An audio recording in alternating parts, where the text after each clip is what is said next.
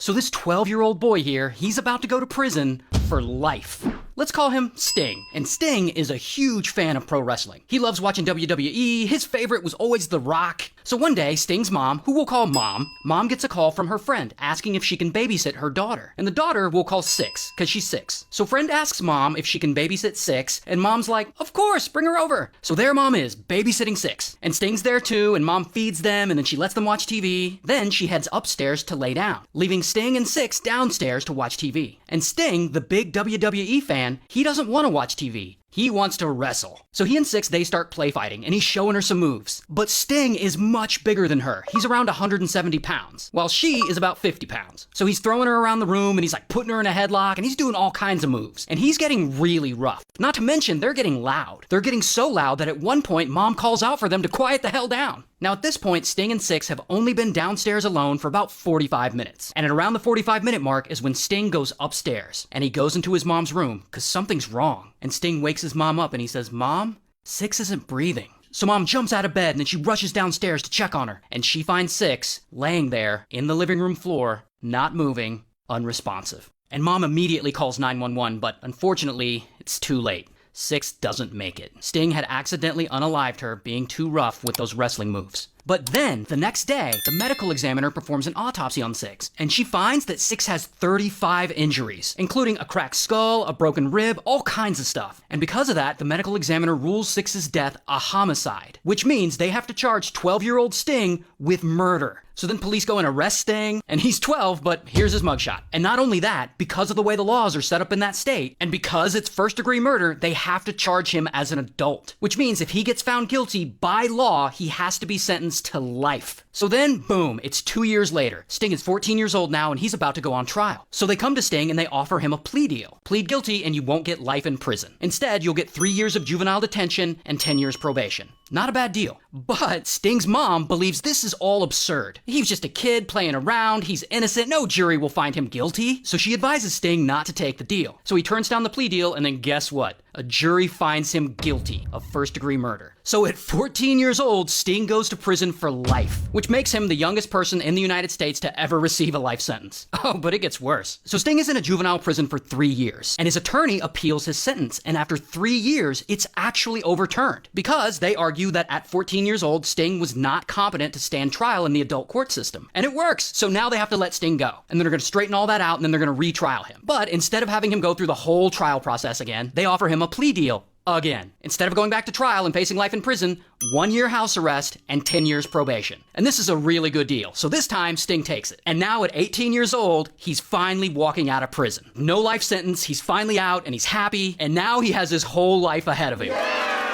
Until about a year later, after he's out, Sting is at someone he know's apartment. And he gets this weird idea, and so he calls Domino's and orders a pizza. And when the pizza delivery man shows up, Sting suddenly, like out of nowhere, pulls out a pew-pew and demands that he give him all his money. Sting has decided to rob the pizza guy. So pizza guy's like, F this, and he runs away. And he goes back to Domino's, and he immediately calls the police. And so police, they show up to the apartment, they identify Sting, and they arrest him. Here's his mugshot. And they charge him with armed robbery, violating his parole, and a bunch of other stuff. He goes back to court, pleads guilty, and after all that, beating a life sentence and everything, he ends up getting sentenced to 30 years in prison. And all this happened in Florida, so shout out to Florida. So one night, this couple's at home eating dinner, and they have a friend over. And suddenly, boom, the door gets kicked in, and there's 2 men standing there with guns drawn. So the husband, we'll call him Pete, and the wife, her name's Francine. Now, Pete and Francine, they're not wealthy or anything, they're just a couple of working actors, and they have no idea who these 2 men are or why they targeted them. Now the men, we'll just call them the brothers. Now the brothers run toward them with their pew-pews out, and they're screaming orders at them. Get up! Then the brothers grab them, Pete, Francine, and their friend, who we'll just call Friend. And the brothers grab the 3 of them and they drag them all upstairs to the bedroom. And then they hold them at gunpoint, and one by one they tie them up. Then one of the brothers goes back downstairs and he starts sifting through Pete and Francine's stuff. And then he loots their house and he loads all their valuables into Pete and Francine's car. Meanwhile, upstairs, the other brother has all 3 of them tied up and he's holding them at gunpoint. While Francine is trying to talk to the guy like, hey, please don't do this. And secretly, she's low-key trying to memorize his facial features just in case she makes it out of this alive. Then the brother goes over to Francine and he holds her down while he's still got a pew-pew to her head, and then he gets on top of her and he does something to her that I won't elaborate on, but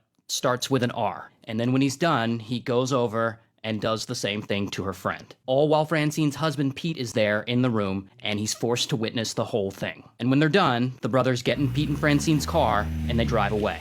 And Pete and Francine and friend, they're absolutely horrified by what just happened. So they immediately go to police and they tell them everything. And luckily, Francine had memorized the attacker's face. So she helps police create one of those police sketches of the guy. But unfortunately, that sketch is all they have to go on. Regardless, police go out and they look for the brothers. But after a few days, it's kind of a dead end and they got nothing. But then, one night, an officer's out on patrol and he sees a car that he finds suspicious. I'm not sure why. But he goes and pulls the car over just before it can enter the freeway and get away. So the officer walks up to the car and he looks at the guy in the passenger seat and he thinks, hey, that guy looks familiar. In fact, he looks just like the police sketch that Francine had helped them with. An officer realizes that it's one of the brothers and bam, he arrests him right there. So Pete and Francine, they get the call and then they go down to the police station to confirm that they got the right guy. And when they get there, they see there are already a ton of witnesses there ready to identify the brothers for other crimes they had committed. So the brothers get charged, they go to trial. The one that did the R word gets 2 life sentences. The other brother who looted their house, he gets less prison time, but still a lot of time. And poor Pete and Francine, they get years and years of therapy to help them recover from this horrible experience. But that is not actually the craziest part of Pete and Francine's story. Remember how I said they're working actors? Years later, Pete and Francine go on to create a television show, completely unrelated to the robbery. But they create a show, and she acts in it, and he produces it. And that show becomes massively successful in the 90s, because Pete is actually Peter Mark Jacobson, and Francine is actually Fran Drescher. And that show they created is The Nanny. It becomes one of the most popular sitcoms of all time. Also, much later, Francine actually goes on to become president of the Screen Actors Guild. It's pretty cool. And the sitcom has nothing to do with him getting robbed or whatever. It's just an interesting story. Anyway, shout out to New York. So this doctor, he has one goal. He wants to be rich. Let's call him Dr. F. And Dr. F's an oncologist, he specializes in treating cancer, and he's well respected, but he's not rich. And in order to get rich, one day he figures out this scheme. His scheme is that when his patients come in, he starts diagnosing them with cancer, whether they have it or not. He's like, oh, sorry, you have cancer. He then submits that info to the patient's insurance company, and the insurance company then pays him for giving the patient very expensive cancer treatment. Here's the biggest problem with that. Other than the fraud. Not only does the patient falsely believe that they're dying, but they also have to actually go through that treatment. So then you've got a completely healthy person going through chemo, and chemo can fuck you up. But Dr. F, he doesn't care. He's gonna be rich. And to his credit, his scheme works. Suddenly he's getting paid left and right. He starts telling more and more of his patients that they have cancer, and then they all start seeking treatment. So he gets even more money, and then he buys a 6,000 square foot house, and he expands his businesses. Now he has 7 locations. And then 6 years go by, and he's still running this scheme, and it is still successful. And at this point, he's convinced hundreds of his patients that they have cancer when they don't, and then he's pumping them full of chemo drugs, and he's pocketing the insurance money. And business is booming, and finally, bam, Dr. F has met his goal. He's finally rich.